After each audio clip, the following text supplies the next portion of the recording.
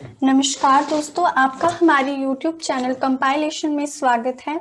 मेरा नाम है स्नेहा और आज हम 5वीं कक्षा का 7वां अध्याय डाकी की कहानी कुंवर सिंह की जुबानी के बारे में पढ़ेंगे। पहले हम इस कहानी को पढ़ेंगे, फिर इसके सार को समझेंगे और उसके बाद हम इस पाठ के प्रश्न उत्तर करेंगे। तो शुरू करते हैं।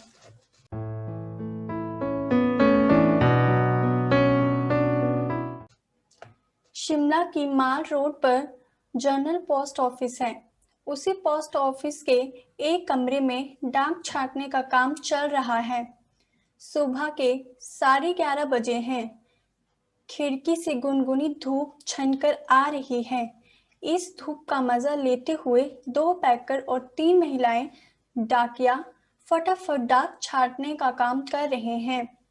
वहीं पर मैंने सरकार से पुरस्कार पाने वाले डाकिया कुंवर सिंह जी के साथ बात की। यही बातचीत आगे दी जा रही है। आपका शुभ नाम? मेरा नाम कुंवर सिंह है। मैं हिमाचल प्रदेश के शिमला जिले के निरवा गांव का निवासी हूँ। मेरी उम्र 45 साल है। आपके परिवार में कौन कौन है? उनके बारे में कुछ बताइए। मेरे 4 बच्चे हैं, 3 लड़कियां और 1 लड़का। 2 लड़कियों की शादी हो चुकी है। मेरा एक और बेटा भी था। वह मेरे गांव में एक पहाड़ी से लड़कियां लाते हुए गिर गया, जिससे उसकी मौत हो गई। आपके बेटे के साथ जो हुआ उसका हमें बहुत दुख है। आपके इलाके में इस तरह की घटनाएं क्या अक्सर होती रहती हैं? जी, ऐसी घटनाओं का होना असाधारण नहीं है। यहाँ हर साल तिरछी ढलानों या ढग्गों से घास काटते हुए कई औरतें गिरकर मर जाती हैं। फिर भी यहाँ ऐसे ही रास्तों से चलना पड़ता है, क्योंकि दूसरे कोई और रास्ते होते ही नहीं हैं। हमारे गांव में अभी तक बस नहीं पहुंची है। हिमाचल में हजारों ऐसे गांव हैं जहां पैदल चलकर ही पहुंच सकते हैं। फिर आपके बच्चे पढ़ने कैसे जाते होंगे? मेरे बच्चे गांव के स्कूल में पढ़ने जाते हैं। स्कूल लगभग 5 किलोमीटर दूर है। मेरी एक लड़की 10वीं तक पढ़ी है, दूसरी 12वीं तक, तीसरी लड़की 12वीं कक्षा में पढ़ रही है और बेटा 10वीं में पढ़ता है। आप जहाँ काम करते हैं वहाँ आपके अलावा और कौन कौन है? क्या आपको डाकिये ही कहकर बुलाते हैं? पहले मैं भारतीय डाक सेवा में ग्रामीण डाक सेवक था। अब मैं पैकर बन गया हूँ, पर हूँ वही नीली वर्दी वाला डाक सेवक। डाक सेवक को करना क्या क्या होता है? मुझे मुझे बहुत कुछ करना होता है। चिट्ठियां, रजिस्ट्री पत्र, पार्सल, बिल, बूढ़े लोगों की पेंशन और छोड़ने गांव गांव जाता हूँ। क्या यह सब अभी भी करना पड़ता है? क्योंकि अब तो सूचना और संदेश देने के बहुत से नए तरीके आ गए हैं। शहरों में भले ही आज संदेश देने के कई साधन आ गए हैं, जैसे फोन, मोबाइल, ईमेल, लेकिन गांव में तो आज भी संदेश पहुंचाने का सबसे बड़ा जरिया डाक ही है। इसलिए गांव में लोग डाकिये का बड़ा आदर और सम्मान करते हैं। अपनी चिट्ठी आदि पाने के लिए डाकिये का इंतजार करते हैं। हमने सुना है कि हमारी डाक सेवा दुनिया की सबसे बड़ी डाक सेवा है। ये भला कैसे? सुना तो आपने बिल्कुल ठीक है। हमारे देश की डाक सेवा आज भी दुनिया की सबसे बड़ी डाक सेवा है और सबसे सस्ती भी। केवल 5 रुपए में देश के किसी भी कोने में हम चिट्ठी भेज सकते हैं। पोस्ट कार्ड तो केवल 50 पैसे का ही है, यानी 50 पैसे में भी हम देश के हर कोने में अपना संदेश भेज सकते हैं। आपको अपनी नौकरी में मजा तो बहुत आता होगा। मुझे अपनी नौकरी बहुत अच्छी लगती है। जब मैं दूर नौकरी करने वाले सिपाही का मनी ऑर्डर लेकर उसके घर पहुंचता हूं तो उसके बूढ़े माँ बाप का खुशी भरा चेहरा देखते ही बनता है। ऐसे ही जब किसी का रजिस्ट्री पत्र पहुंचाता हूँ जिसमें कभी रिजल्ट कभी नियुक्ति पत्र होता है तो लोग बहुत खुश होते हैं। बूढ़े दादा और बूढ़ी दादी नानी तो पेंशन के पैसे मिलने पर भी खुश होते हैं। 6 महीने तक वे मेरा इसके लिए इंतजार करते हैं। हिमाचल में बूढ़े लोगों को पेंशन हर 6 महीनों के बाद इकट्ठी ही दी जाती है। आप क्या शुरू से इसी डाकघर में काम कर रहे हैं? शुरू में तो मैंने लाहौल स्पीति जिले के किब्बर गांव में 3 साल तक नौकरी की है। यह हिमाचल का सबसे ऊंचा गांव है। इसके बाद 50 साल तक इसी जिले के काजा में और 5 साल तक किन्नौर जिले में नौकरी की है। उस वक्त इन गांव में टेलीफोन नहीं थे, बसें भी सिर्फ मुख्यालयों तक ही जाती थी। अभी भी कई ऐसे गांव हैं जहां ना तो बस जाती है और ना ही वहां टेलीफोन है। ऐसी जगह में ग्रामीण डाक सेवक का बहुत मान किया जाता है। आप पहाड़ी इलाकों में रहते हैं, जाहिर है डाक पहुंचाना आसान काम तो नहीं होगा। हाँ, मुश्किलें तो आती ही हैं। जब मैं किन्नौर जिले के मुख्यालय रिंगांगापियो में नौकरी करता था तो सुबह 6 बजे मेरी ड्यूटी शुरू हो जाती थी।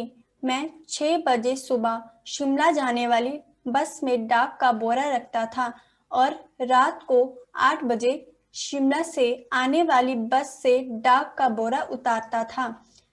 पैकर को ये सब काम करने पड़ते हैं।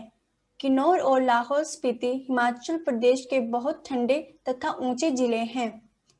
इन जिलों में अप्रैल महीने में भी बर्फबारी होती जाती है।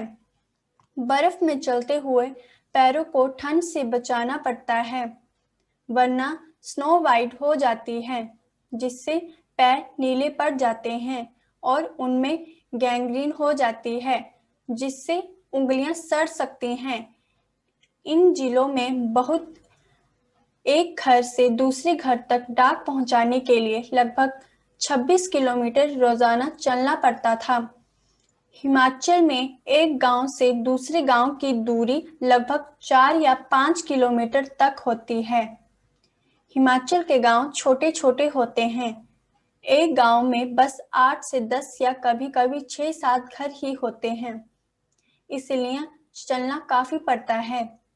चलना तो खैर हमारी आदत में ही शामिल हो चुका है। ग्रामीण डाकिये भी जिंदगी में तो चलना ही चलना है। आपने बताया था कि पहले आप डाक सेवक थे, अब पैकर हैं। इसके आगे भी कोई प्रमोशन है क्या? पैकर के बाद डाकिया बन सकते हैं, बस एक इम्तिहान पास करना पड़ता है। अभी तो काम के हिसाब से हमारा वेतन काफी कम रहता है। सारा दिन कुर्सी पर बैठकर काम करने वाले बाबू का वेतन कहीं ज्यादा होता है। पैकर का वेतन बाबू के जितना ही हो जाता है। अब तो डाकिये की नौकरी में लगना भी बहुत मुश्किल हो चुका है। हम में से जितने डाकिये रिटायर हो चुके हैं, उनकी जगह नए डाकियों को नहीं रखा जा रहा है। इससे पुराने डाकियों पर काम का बोझ दिन प्रतिदिन बढ़ता ही जा रहा है। ना जाने आपने आने वाला समय कैसा होगा। काम के दौरान कभी कोई बहुत खास बात हुई हो? एक घटना आपको सुनाता हूँ। मेरा तबादला शिमला के जनरल पोस्ट ऑफिस में हो गया था। वहाँ मुझे रात के समय रेस्ट हाउस और पोस्ट ऑफिस चौकीदारी का काम दिया गया था। यह 1958 की बात है। 29 जनवरी को लगभग 10:30 बजे का समय था। बाहर से किसी ने पोस्ट ऑफिस का दरवाजा खटखटाया। मैंने पूछा, कौन है? जवाब आया, दरवाजा खोलो, तुमसे बात करनी है। मैंने दरवाजा खोला तो अचानक 5-6 लोग अंदर घुसे और मुझे पीटना शुरू कर दिया। मैंने पूछा, क्यों पीट रहे हैं? तो उन्होंने कोई जवाब नहीं दिया, सारे ऑफिस की लाइटें बंद कर दी। इससे पहले कि मैं कुछ समझ पाता, मेरे सिर पर किसी भारी चीज से कई बार मारा, जिससे मेरा सिर फट गया। मैं लगातार चिल्लाता रहा। उसके बाद मैं बेहोश हो गया और मुझे कुछ भी पता ना चला। अगले दिन जब मुझे होश आया तो मैं शिमला के इंदिरा गांधी मेडिकल कॉलेज के अस्पताल में दाखिल था। सिर में भयंकर दर्द हो रहा था। उन दिनों मेरा 17 साल का बेटा मेरे साथ ही रहता था। उसी से पता चला कि मेरे चिल्लाने की आवाज सुनकर लड़का और ऑफिस के दूसरे लोग जो नजदीक ही रहते थे, दरवाजों के शीशे तोड़कर अंदर आए और मुझे अस्पताल पहुंचाया। मेरे सिर पर कई टांके लगे थे। उसकी वजह से आज भी मेरी एक आंख से दिखाई नहीं देता। सरकार ने मुझे जान पर खेलकर डाक की चीजें बचाने के लिए बेस्ट पोस्टमैन का इनाम दिया। यह इनाम 2004 में मिला। इस इनाम में 500 रुपये और प्रतिशत पत्र दिया जाता है। मैं और मेरा परिवार बहुत खुश हुए। आज भी मैं गर्व से कहता हूँ, मैं बेस्ट पोस्टमैन हूँ। अब हम इसके कहानी के सार को समझेंगे। डाकिये की कहानी कुंवर सिंह की जुबानी एक भेंटवार्ता है। इस कहानी में सरकार द्वारा बेस्ट पोस्टमैन का पुरस्कार पाने वाले हिमाचल प्रदेश के शिमला जिले के नेखा गांव के निवासी कुंवर सिंह से बातचीत को प्रस्तुत किया गया है। उनके 4 बच्चे हैं, 3 लड़कियां और 1 लड़का। 2 लड़कियों की शादी हो चुकी है तथा और बच्चे भी अभी स्कूल में पढ़ते हैं। उनके एक बेटे की लकड़ियां लाते हुए पहाड़ी से गिरकर मौत हो गई थी। कुंवर सिंह पहले भारतीय डाक सेवा में ग्रामीण डाक सेवक थे, अब पैकर बन गए हैं। संदेश पहुंचाने के नवीन साधन होने के बावजूद भी कई गांवों में डाकिये और बेस्टबरी से इंतजार किया जाता है। वैसे भी डाक संदेश पहुंचाने का सबसे सस्ता साधन है। कुंवर सिंह को अपनी यह नौकरी बहुत अच्छी लगती थी। बूढ़े माता पिता को उसके बेटे का मनी ऑर्डर पहुंचाकर तथा किसी को नियुक्ति पत्र देकर उन्हें बहुत अच्छा और उन्हें बहुत खुशी मिलती थी। उन्होंने सबसे पहले लाहौल स्पीति के किब्बर गांव में नौकरी की तथा उसके बाद काजा तथा किन्नौर जिले में नौकरी की। पहाड़ी इलाकों में डाक पहुंचाने का कार्य बहुत मुश्किल होता है। वहां बसों में या पैदल डाक ढोते हैं। इनका वेतन बहुत कम होता है। जब कुंवर सिंह शिमला पोस्ट ऑफिस में कार्यरत थे, उन दिनों एक अजीब घटना घटी। 29 जनवरी सन 1958 की रात 10:30 बजे किसी ने उन्हें ऑफिस में घुसकर पीटा। उनके सिर पर काफी चोट लगी, जिससे वे बेहोश हो गए। जब उन्हें होश आया तो उन्होंने अपने आप को अस्पताल में पाया। सरकार ने अपनी जान पर खेलकर डाक की चीजें बचाने के लिए उन्हें बेस्ट पोस्टमैन पुरस्कार दिया, जिस पर उन्हें बहुत गर्व है। हमारा सार पूरा हो गया है। इस पाठ के कोई प्रश्न उत्तर नहीं है, पर जो हमने पाठ में समझा और सीखा उसके आधार पर अब हम इसके प्रश्न उत्तर बनाएंगे और उनको हल करेंगे। तो इसका पहला प्रश्न है, डाकिये का क्या नाम था? वह कहाँ का निवासी था?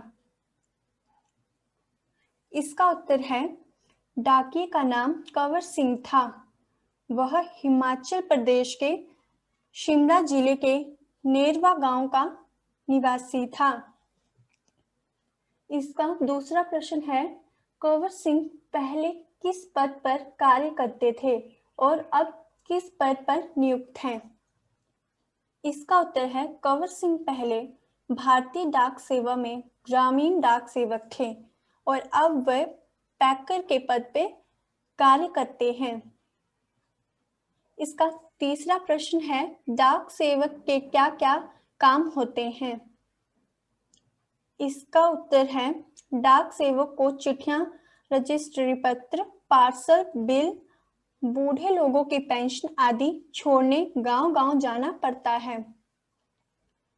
इसका चौथा प्रश्न है, संदेश पहुंचाने का सबसे सस्ता साधन कौन सा है? इसका उत्तर है, भारतीय डाक सेवा संदेश पहुंचाने का सबसे सस्ता साधन है। इसका पांचवा और आखिरी प्रश्न है, कंवर सिंह को कब और किस पुरस्कार से सम्मानित किया जाता गया? इसका उत्तर है, कंवर सिंह को सन 1904 में बेस्ट पोस्टमैन पुरस्कार से सम्मानित किया गया। धन्यवाद दोस्तों, उम्मीद है कि आपको यह वीडियो पसंद आया। अगर आप ऐसे ही वीडियोस और चाहते हैं तो चैनल को सब्सक्राइब करें और मैं इसी तरह आपके लिए अच्छी वीडियोस लाती रहूंगी। मिलते हैं मेरी अगली वीडियो में एक नई कहानी के साथ। तब तक के लिए धन्यवाद।